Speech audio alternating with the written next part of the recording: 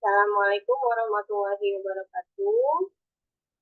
Baik, hari ini kita melakukan web ketiga untuk mata kuliah pemrograman berbasis desktop di kelas 154 ya. Jadi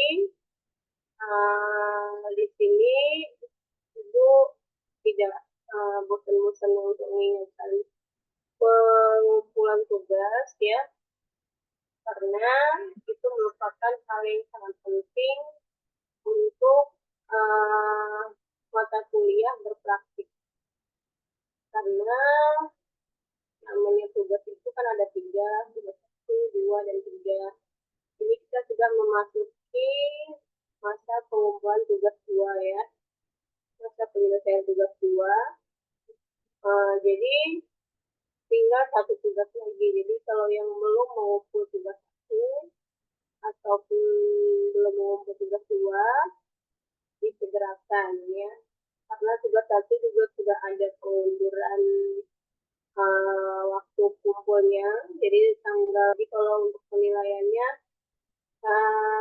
jangan sampai kosong gitu nilai-nilai tugasnya, karena untuk mata kuliah berpraktik ini tugas merupakan hal yang sangat penting seperti itu, karena bernilai 50% dari 100%, itu 50% lagi adalah nilai UAS. Jadi tugas 1, 2, tugas 3 diakumulasikan jadi 50%, dan selebihnya adalah nilai dari UAS kalian nanti. Nah, seperti itu. Jadi tidak bosan Ibu untuk mengingatkan kembali ya, untuk mengumpul atau submit tugas, karena itu sangat urgent kalau misalnya di mata kuliah berbasis desktop atau mata kuliah berpraktik seperti itu.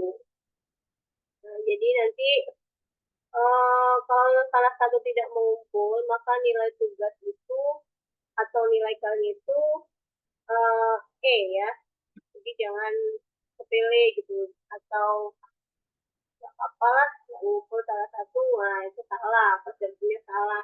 Jadi peraturan dari UC kalau misalnya salah satu tugas tidak dikumpul atau submit, itu nilai otomatis E ya. Jadi kalau misalnya kalian mau nilainya bagus, tidak mengulang lagi untuk di semester depan, Ibu sarankan untuk submit dulu ya. Intinya submit dulu, tapi jangan sudah disubmit tapi tidak dikirim filenya seperti itu ya. Jadi nanti ada beberapa yang sudah Ibu kasih komentar di setiap tugasnya. Jadi untuk komentar-komentar yang Ibu kasih itu adalah kekurangan yang masih bisa diperbaiki. Jadi kalau nanti kalian saya sudah menambahkan yang Ibu komentar kemarin gitu. Jadi dikasih info ke Ibu juga biar Ibu cek ulang gitu ya. Jadi yang ada merahnya atau komentar-komentarnya itu tolong ditambahkan atau diperbaiki. Misalnya videonya tidak kedengeran tuh suaranya gitu. Kebanyakan video itu hanya menampilkan cara dia kerja tapi tidak melihatkan siapa yang ngerjain gitu, tidak melihatkan wajah dia, dan namanya juga kurang jelas. Itu biasanya Ibu note di bawah, tolong namanya atau suaranya diperjelas dan menampilkan wajah dari mahasiswa tersebut. Jadi Ibu nggak mikir kalau itu memang copy dari YouTube atau dari teman gitu ya. Jadi boleh sih untuk referensinya kalian tuh ambil dari YouTube misalnya, untuk struktur fungsinya gitu ya. Tapi ya pengumpulan di videonya itu ya kalian yang ngerjain sendiri gitu ya. Dan juga ada beberapa mahasiswa yang tidak bisa laptopnya misalnya, itu boleh dikasih info ke Ibu aja di message di kolom komentar kan ada tuh, Bu, mohon maaf Bu, kalau laptop saya tidak mendukung untuk record misalnya seperti itu. Jadi Ibu tahu apa kondisi yang kalian alami dan Ibu tidak sembarangan menilai seperti itu ya. Jadi kalau ada komunikasi itu kan lebih baik. Oke? Nah, jadi untuk mahasiswa yang tidak ikut web ini, diharapkan untuk menonton ini misalnya nanti kamu belum kumpul, ya segera dikumpul tugas-tugasnya dengan aturan yang sudah berlaku, misalnya menyebutkan nama di video dan mengirim source code. Nah, jadi ada nih beberapa, kebanyakan ya, udah kirim video, tanggalnya sudah komplit, tapi kan itu ada poinnya, ada penyertaan tugas, file tugas, itu bisa berupa Word, berupa PDF gitu ya. Nah, kemudian ada juga penyertaan dari video. Nah, video itu yang nilainya, kalau dari Ibu nilainya lebih besar ya. Nah, jadi saya sudah ngumpul video Bu, tapi belum kasih file tugasnya yang berisi misalnya source code-nya seperti itu ya.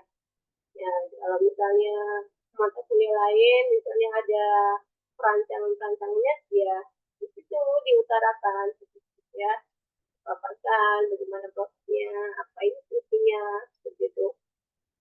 Nah, untuk tugas-tugas ini, ya Ibu sangat-sangat apa namanya, menyarankan untuk kalian untuk biar submit ya, submit dahulu. Jadi kalau misalnya nanti ada pun perubahan di luar waktu deadline, itu sudah ada nama kalian di submit seperti itu. Jadi tidak langsung terblok, itu nilai kalian jadi kosong ya. Itu saran Ibu sih gitu.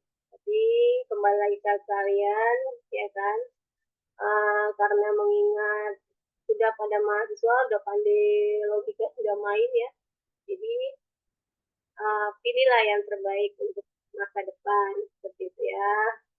Oke, jadi kita ini kemarin udah masuk ke tugas 2 ya. Tugas 2 ini sebenarnya kelanjutan sih dari tugas pertama ya. Ini yang bergabung Rotua ya, makasih Rotua sudah bergabung di Zoom Ibu. Tadi sebenarnya sudah di BBB tapi belum ada juga pesertanya. Jadi untuk mengantisipasi kayak kemarin recordnya lama ya, sebenarnya ada record cuma lama munculnya di e-learningnya di BBB ya, di Blue ya. Jadi antisipasinya Ibu pakai Zoom. Oke. Nah, di sini Ibu bahas tentang tugas 2 ya.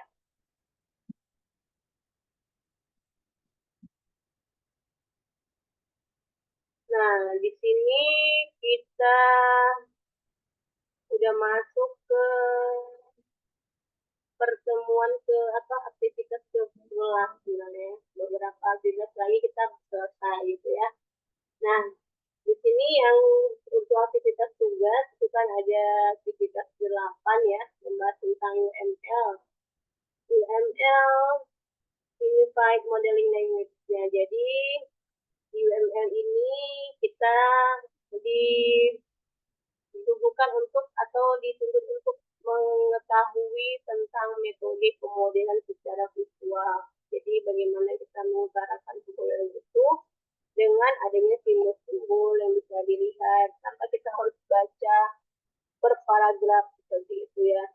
Jadi kita tahu alur dari cerita itu hanya dengan melihat bagaimana visualnya dari simbol-simbol yang ada di UML seperti misalnya dari diagram, dari activity diagram, dari sequence diagram, ya, class diagram untuk database-nya, gitu ya. Jadi di sini untuk lebih lengkapnya sebenarnya itu ada di buku panduan ya, modul yang sudah dibagikan di UP. Nah, kalau di UML ini bisa kita juga terhubung ke berbagai bahasa pemrograman seperti IDE Java yang kita pakai atau C++ ya, bisa juga nanti Android ya. Jadi namanya dia perancangan awal, apa yang mau kita buat nanti di sistemnya atau di programnya, itulah yang akan dituangkan di URL-nya gitu. Jadi yang pada pembaca yang membaca apa yang kita buat, yang mau kita buat, tinggal kita buat URL yang mereka sudah tahu ini kemana sistemnya gitu. Tanpa harus kita panjang lebar menjelaskan per paragraf gitu ya. Nah, untuk di aktivitas ke-8 ini ada diskusi, ada tugas. Nah, tugas di sini sebenarnya adalah kelanjutannya dari aktivitas keempat kemarin yang berisi tugas 1. Jadi bagi yang sudah mengerjakan tugas 1, untuk melangkah ke tugas 2 sudah lebih enak begitu, sudah lebih nyambung karena tugas 1 sudah siap, tinggal meneruskan ke tugas 2. Jadi tugas 2 ini untuk kalian itu melatih untuk di penggunaan tipe data, variabel, array gitu ya, string, dalam metode, kemudian ada if else ya, kemudian ada for, do while gitu ya. Nah, bedanya apa Bu dengan yang di tugas 1 gitu? Tugas 1 itu kan merangkup dari ini, tugas 1 ini masih yang poin pertama, input menu restoran kayak kemarin ya, kita buat menu restoran yang berisi 2 kategori, yaitu makanan dan minuman itu ya. Nah, kemudian adanya juga pemesanan. Jadi pemesanan itu dilakukan setelah kita melihat menu-menu apa aja yang sudah dimasukkan ke dalam program tadi, begitu. Jadi kalau misalnya kita mau pesan minum makanan banyak-banyak pun sudah tahu berapa harganya, kemudian berapa jumlahnya gitu ya. Nah, pelanggan memasukkan input selesai, maka pelanggan telah menyelesaikan pemesanannya.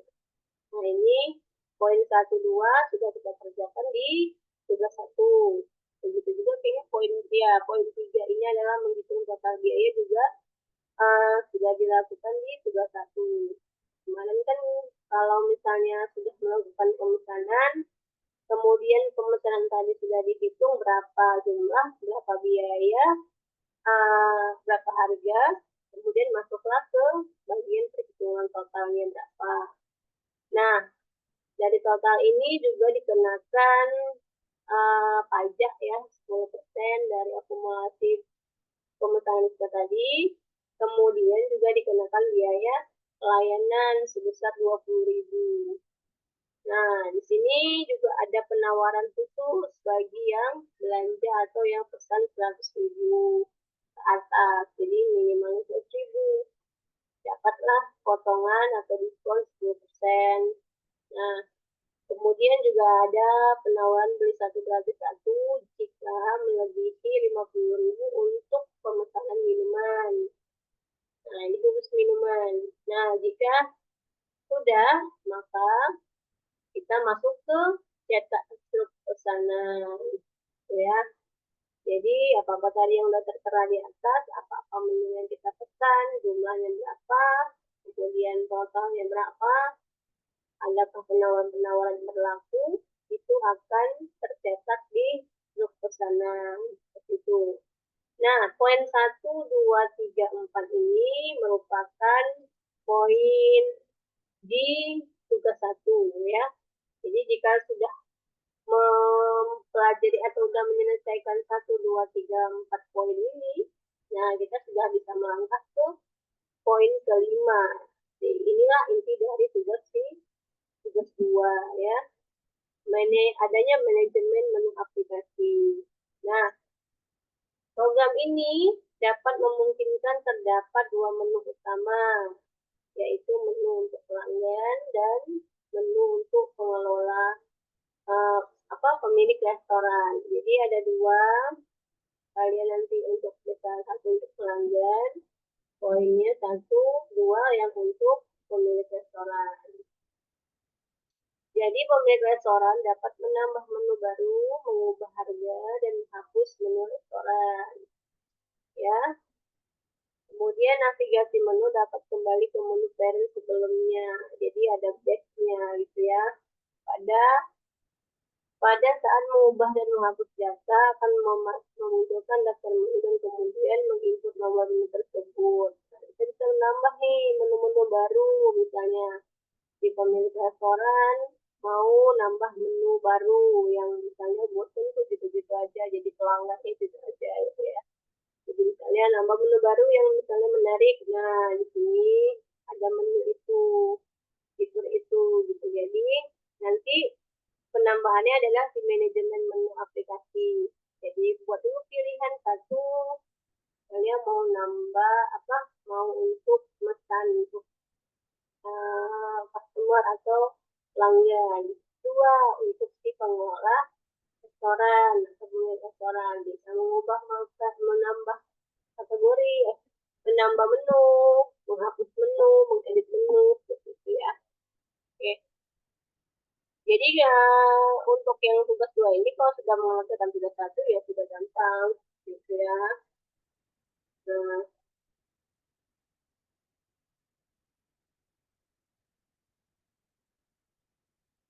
Nah, di sini tadi Bula coba-coba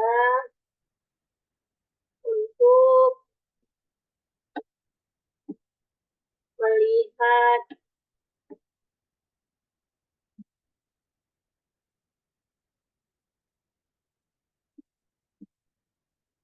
ini tadi apa tadi yang disuruhkan membuat menu makanan pertama ya.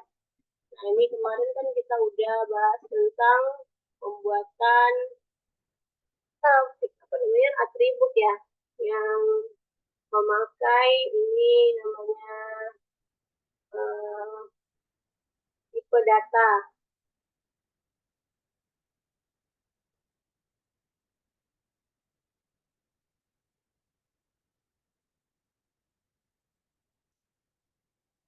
Tipe data.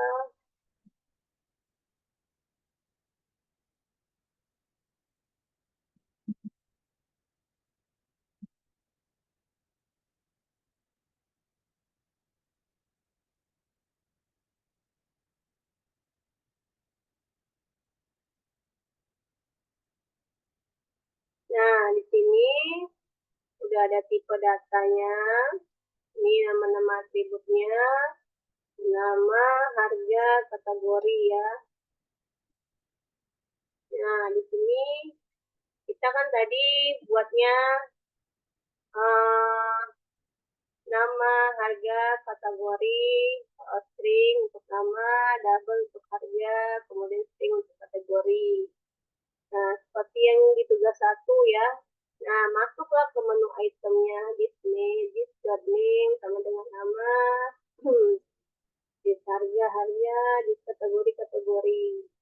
Itu untuk mengisi list, kita kan punya list dari menu-menu kita tuh. Jadi apa-apa aja yang mau kita masukkan dalam menu.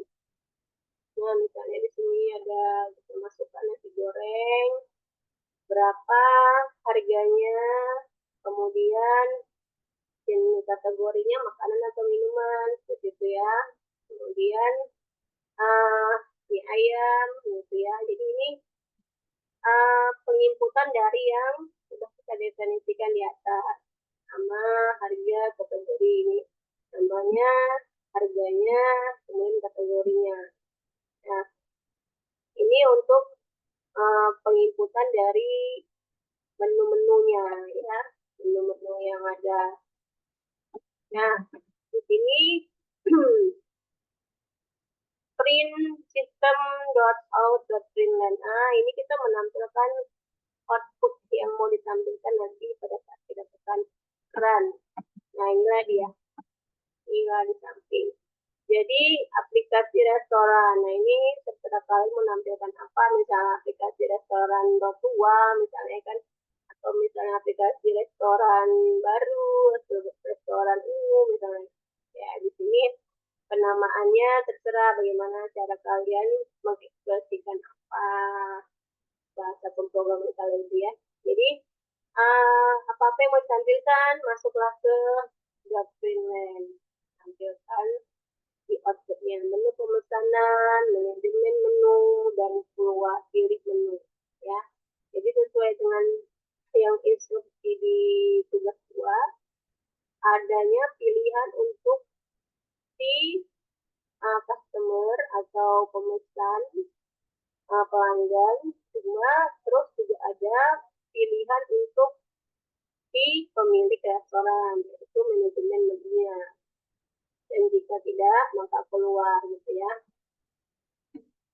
Nah, masuklah ke case 1, case 2. Kita milih nanti tuh kalau misalnya uh, keluar seperti ini, pilih menu, kita pilih apa, masuk aja case-nya. Terus itu sebentar ya.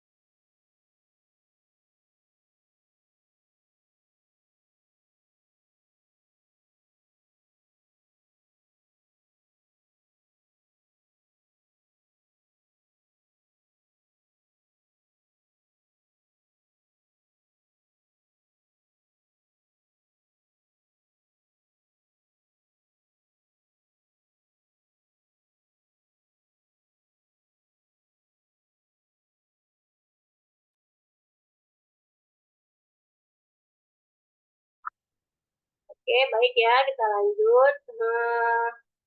Tadi sudah pilih apa-apa yang salah satu untuk menu pesanan, kemudian menu manajemen 2 gitu ya. Kalau misalnya ingin keluar 3 ya. Nah, di sini untuk menu pesanan. Nah, ini sesuai dengan latihan tugas 1 kemarin ya. Itu menampilkan masukkan nama menu yang ingin dipesan kayak gitu ya. Apa yang mau dipesan. Nah, ini sepertinya sudah minggu kemarin sudah oke ya, sudah belum cetak slot pesanan ya.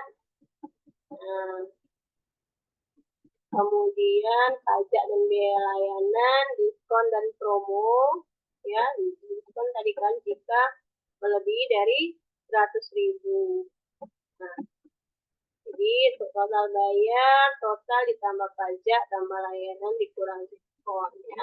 Nah, inilah menu manajemen menu ya yang ingin ditampilkan di tugas 2 gitu ya.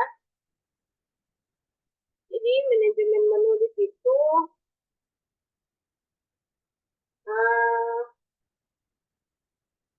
jadi di sini dia ya, manajemen menu kita mau nampilkan apa-apa aja yang ada di menu tadi. Manajemen menu ini fungsinya untuk si pemilik restoran ya.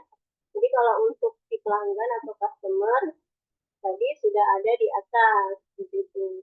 Jadi kalau misalnya manajemen menu ini untuk si pemilik restoran.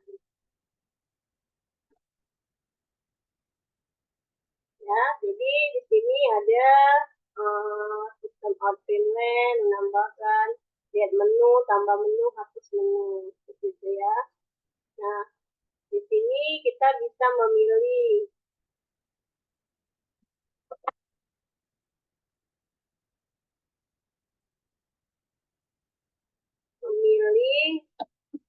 apa aja menunya. Gitu.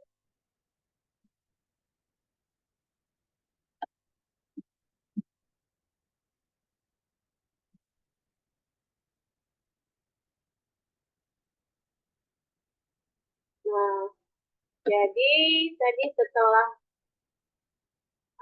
kita manajemen menu, kita pilih menu ya di sini.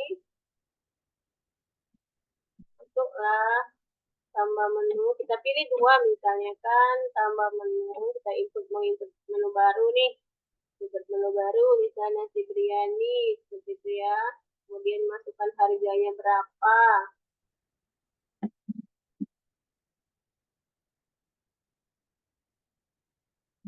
Nah, kita input ini nasi menginputkan menu baru, misalnya adalah nasi biryani, misalkan menu barunya ya.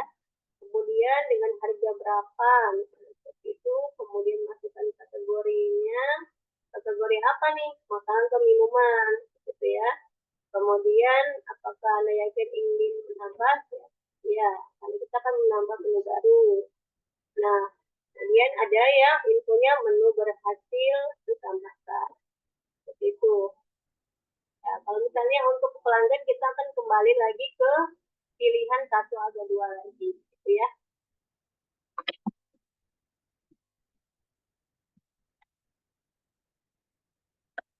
Nah, di sini kita ke manajemen menu restoran lagi. Kita mau lihat menu, tambah menu, hapus menu, atau kembali gitu. Nah, di sini kita pilih 1 misalnya.